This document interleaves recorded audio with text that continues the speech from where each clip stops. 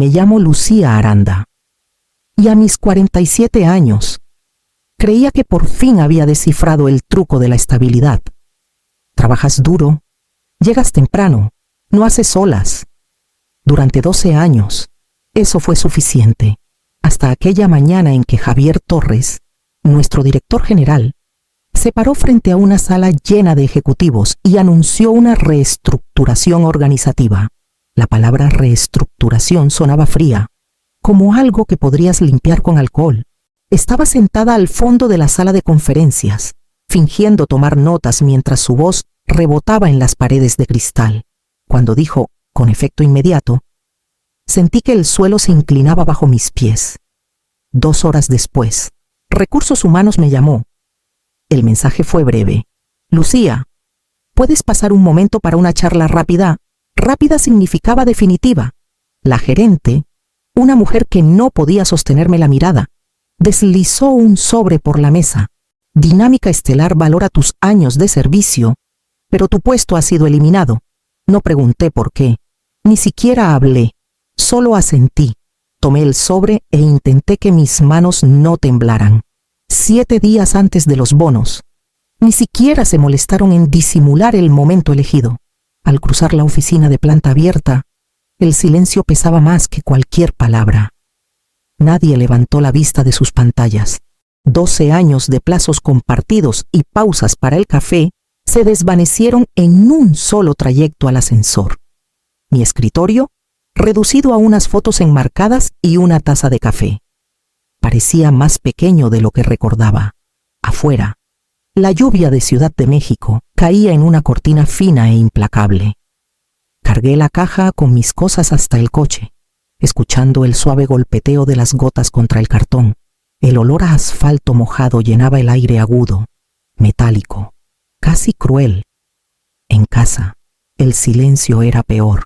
La chamarra de Miguel aún colgaba en la silla junto a la puerta. Intacta desde el día en que lo llevaron al hospital, las cuentas seguían esparcidas en la encimera de la cocina, esperando el bono que me habían prometido. Dejé la caja en el suelo y me hundí en la silla más cercana. La lluvia golpeaba la ventana, constante como un metrónomo. 12 años, susurré, y así nomás. La habitación no respondió, pero algo pequeño y frío comenzó a moverse dentro de mí. A la mañana siguiente, regresé a la oficina para recoger lo que quedaba de mi vida allí. Recursos Humanos me había dicho que podía pasar antes del almuerzo, cuando esté tranquilo. Eso era código para antes de que alguien te vea. El vestíbulo olía a café quemado y tóner de impresora, como todas las mañanas que había conocido. Pero hoy se sentía ajeno, estéril, como si estuviera invadiendo un lugar prohibido. Mi credencial aún funcionaba. Tal vez no se habían molestado en desactivarla, o quizá a nadie le importaba lo suficiente. Cuando las puertas del ascensor se abrieron en el 5º piso, el silencio era absoluto. Algunas cabezas se giraron, pero rápidamente volvieron a sus monitores. Caminé hacia mi escritorio y encontré una caja de cartón esperándome. Alguien ya había comenzado a empacar mis cosas, una foto enmarcada de Miguel antes del cáncer, la taza que decía la jefa más o menos del mundo, una botella de aspirinas a medio usar. Mi engrapadora había desaparecido. Hasta la pequeña planta que tenía junto a la ventana estaba marchita. Deslicé un dedo por el borde del marco de la foto, trazando la sonrisa de Miguel. A veces venía a visitarme aquí, cuando la empresa aún organizaba comidas los viernes y Javier no era el director. Solíamos bromear que si yo dejaba de liderar proyectos, todo se vendría abajo. Resulta que yo fui la que se derrumbó primero. Al cerrar las solapas de la caja, algo en mí se endureció. La tristeza no desapareció. Solo cambió de forma. Se volvió más silenciosa, más afilada. Recordé el contrato que cerré 2 semanas antes, C1 200 millones, con un subcontratista de defensa en Guadalajara. Todos lo celebraron en esa misma sala de conferencias de cristal donde Javier me despidió. Los correos lo llamaron transformador. El trato más grande del trimestre. Se suponía que los bonos serían históricos. Y ahora yo estaba fuera. Qué conveniente. Cargué la caja por el laberinto de escritorios, con las luces fluorescentes zumbando arriba.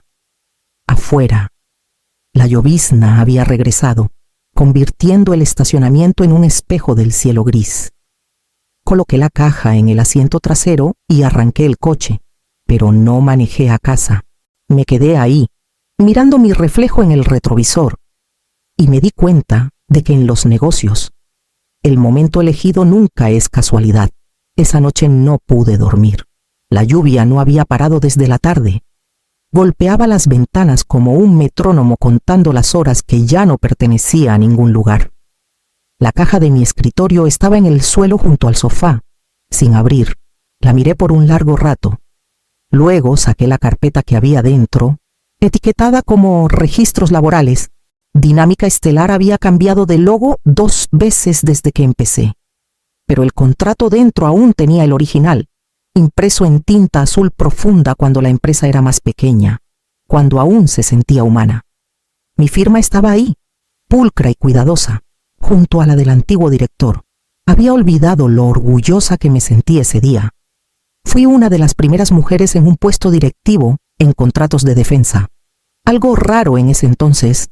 Leí las páginas lentamente, dejando que el lenguaje legal me alejara del dolor en el pecho. Entonces, mis ojos se detuvieron en la página 9, sección 15b. Si el empleado es despedido sin causa justificada, tiene derecho al 15% de las ganancias netas trimestrales de la empresa en lugar de bono o indemnización. Por un segundo, pensé que lo había leído mal. 15%. No de mi departamento, no de los ingresos de un proyecto, sino de las ganancias totales de la empresa. Lo leí 2 veces más, siguiendo la cláusula con la yema del dedo como para asegurarme de que era real. Mi garganta se secó.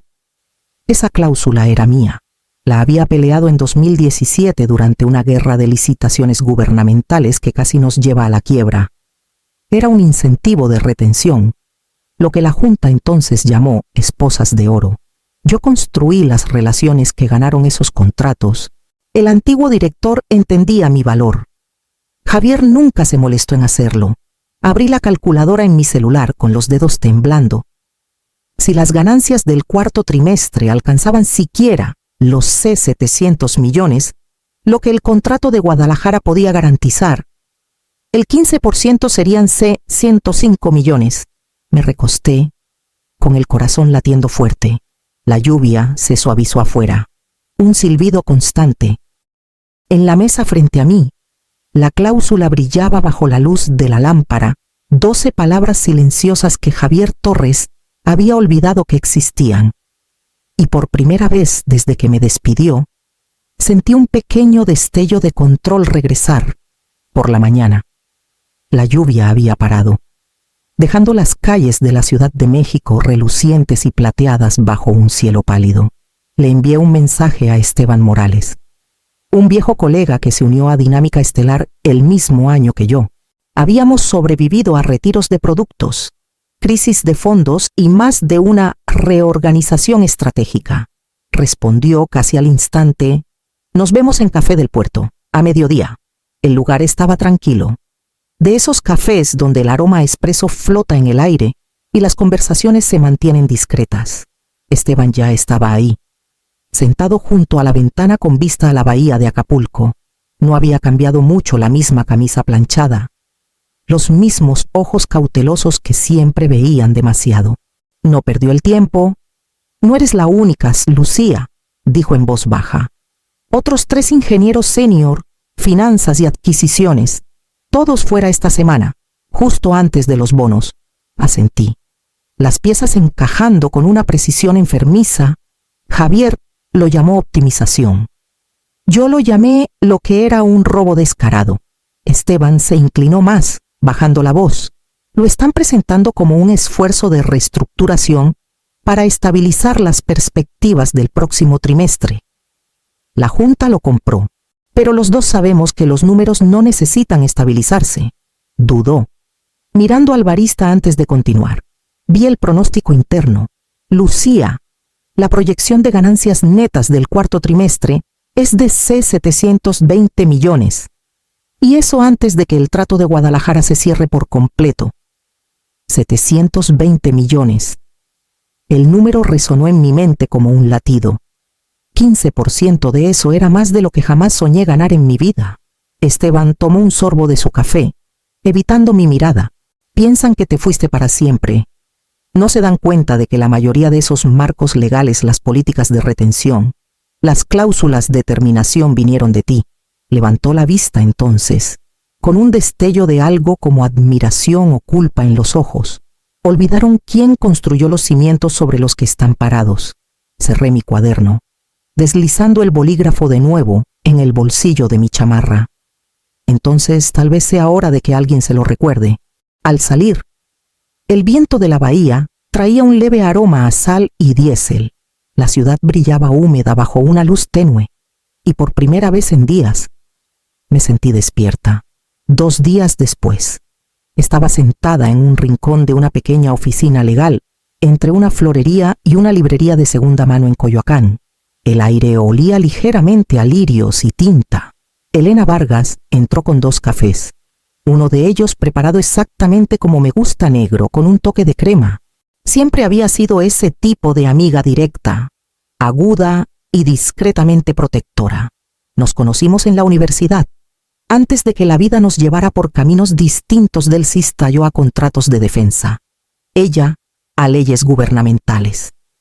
Ahora dirigía su propia firma boutique, especializada en casos que nadie quería tocar.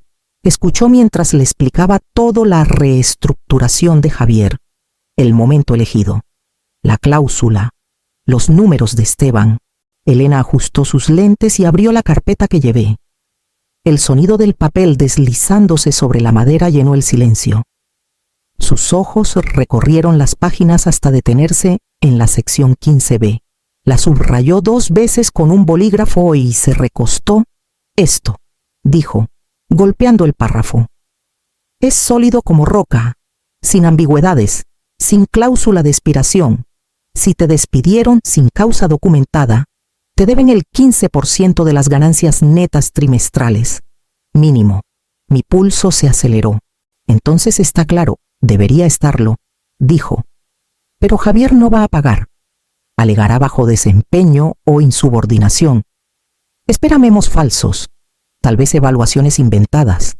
Intentarán reescribir la historia antes de que la Junta vea esta cláusula. Miré el contrato otra vez. Las palabras parecían más pesadas ahora, como una prueba esperando cobrar vida. Elena abrió su cuaderno. Esto es lo que haremos.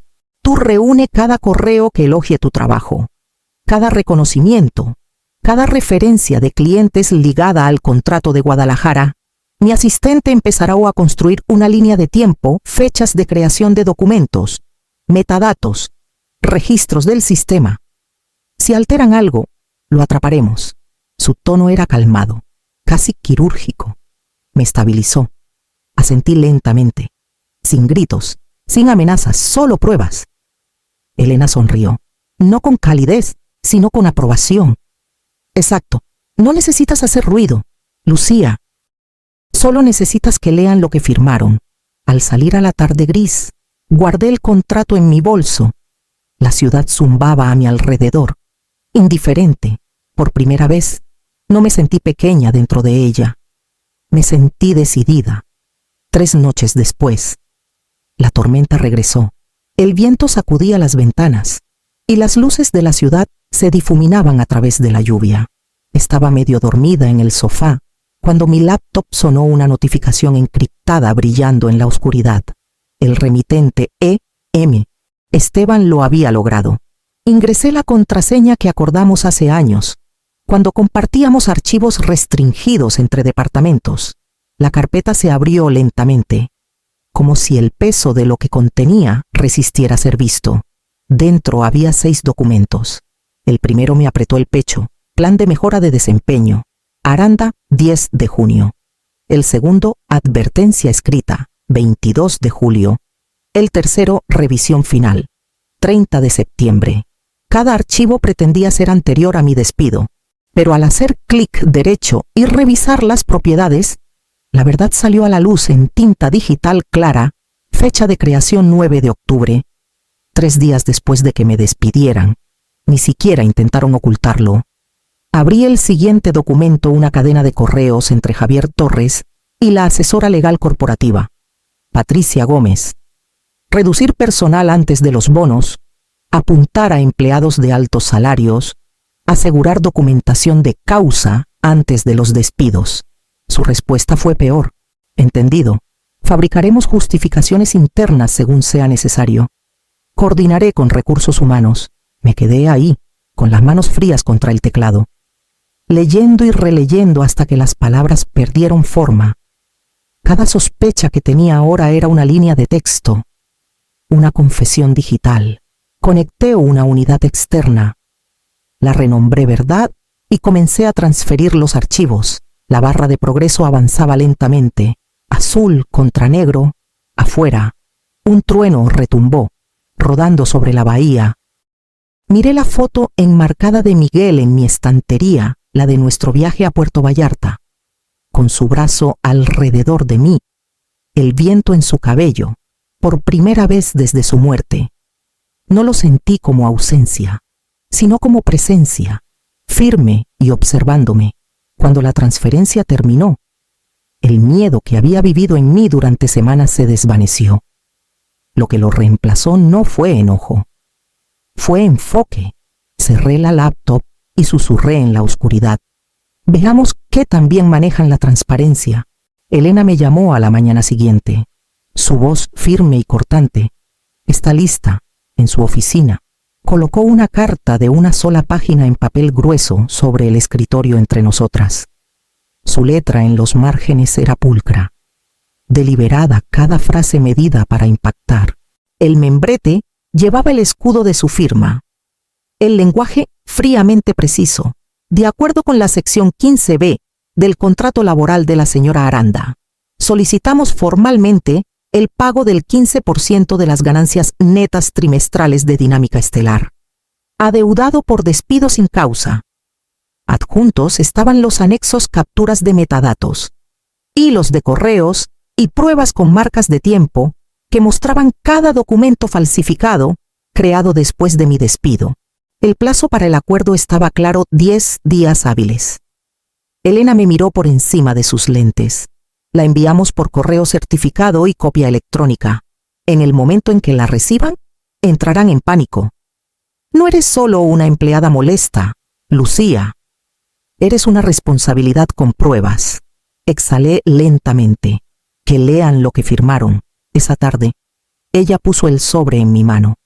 Pesaba más de lo que esperaba. Una sola hoja de papel. Pero cargaba 12 años de mi trabajo y la arrogancia de un hombre. Vi cómo Elena dejaba la segunda copia en la bolsa del mensajero, la sellaba y la entregaba. 4 días después, un repartidor llegó a mi puerta con otro sobre papel crema, con el logo grabado de la firma legal de Dinámica Estelar. Lo puse en la mesa. Me preparé una taza de té y solo entonces lo abrí. La carta era breve. Oferta de acuerdo C4 500.000. Condición: un acuerdo de confidencialidad estricto, sin más reclamos, sin reconocimiento de irregularidades. Miré el número, no con enojo, sino casi divertida. Pensaban que podían comprar el silencio al mayoreo, como si fuera material de oficina. Doblé la oferta cuidadosamente por la mitad. La introduje en la trituradora y escuché el zumbido bajo mientras las páginas se convertían en tiras. Si ofrecen 4,5 millones, dije suavemente. Ya saben cuánto vale en realidad. Afuera. El viento arreció de nuevo, sacudiendo las ventanas. Me quedé ahí en el silencio, con el papel triturado aún caliente en mis manos, y sentí la primera calma antes de una tormenta diferente. La notificación de la reunión llegó un martes gris por la mañana. Asunto: discusión de resolución. Elena la leyó 2 veces antes de reenviármela con una sola línea. Parpadearon. Llegamos a las oficinas centrales de Dinámica Estelar, justo después de las 9. El mismo vestíbulo que alguna vez llevó mis pasos ahora se sentía más frío. El tipo de frío que vive en el cristal pulido y el silencio. Una recepcionista nos llevó al último piso. a la sala de juntas ejecutiva donde alguna vez presenté contratos de millones de pesos. Javier Torres ya estaba ahí, sentado en el extremo de la larga mesa de cristal. 2 abogados lo flanqueaban, sus maletines alineados como armaduras. Frente a ellos estaba la presidenta de la Junta, una mujer a la que solo había visto una vez en una revisión trimestral. Me dio un asentimiento curioso, cauteloso, evaluador. Elena abrió su laptop y se conectó a la pantalla al frente de la sala. Su tono era tranquilo pero inflexible. Comenzaremos con una breve revisión de la documentación que respalda nuestro reclamo bajo la sección 15b. La primera diapositiva apareció una evaluación de desempeño etiquetada como 30 de septiembre. Luego, la ventana de metadatos a un lado, fecha de creación 9 de octubre. 3 días después de mi despido, un murmullo recorrió la mesa. Luego vino el hilo de correos Javier a la asesora legal. Reducir personal antes de los bonos. Apuntar a empleados de altos salarios. Asegurar documentación de causa en lugar. Elena no lo miró mientras hablaba. Esto fue reenviado internamente dentro de su departamento de recursos humanos, señor Torres. Los metadatos confirman que la cadena se originó en su cuenta. Javier se movió en su asiento. Uno de los abogados se inclinó para susurrarle, pero la presidenta de la Junta levantó una mano. La sala quedó en silencio. Señor Torres, dijo con calma, recoge tus cosas. Por un momento, nadie se movió. Luego Javier se levantó, las patas de su silla raspando el suelo, y salió sin decir una palabra. La puerta se cerró tras él, más suave de lo que esperaba. Elena cerró su laptop. La presidenta exhaló y luego se volvió hacia mí. Señora Aranda, resolveremos esto de manera adecuada. Asentí una vez, no con triunfo, sino con un alivio tranquilo. Por primera vez en meses, mis hombros se sintieron ligeros. La pelea no había terminado, pero el equilibrio había cambiado finalmente, innegablemente a mi favor. 3 días después de la reunión, Elena me llamó justo después del mediodía. Su voz tenía esa satisfacción tranquila que los abogados solo tienen cuando el papeleo por fin alcanza a la justicia. Está hecho, dijo. Revisa tu correo. El acuerdo de conciliación llegó en un solo archivo protegido por contraseña. Lo abrí lentamente, leyendo cada línea. La cantidad estaba ahí. En blanco y negro, 15% de las ganancias netas auditadas del trimestre de Dinámica Estelar, C. 108.000. Sin discusiones, sin condiciones, sin negativas. Solo números y firmas.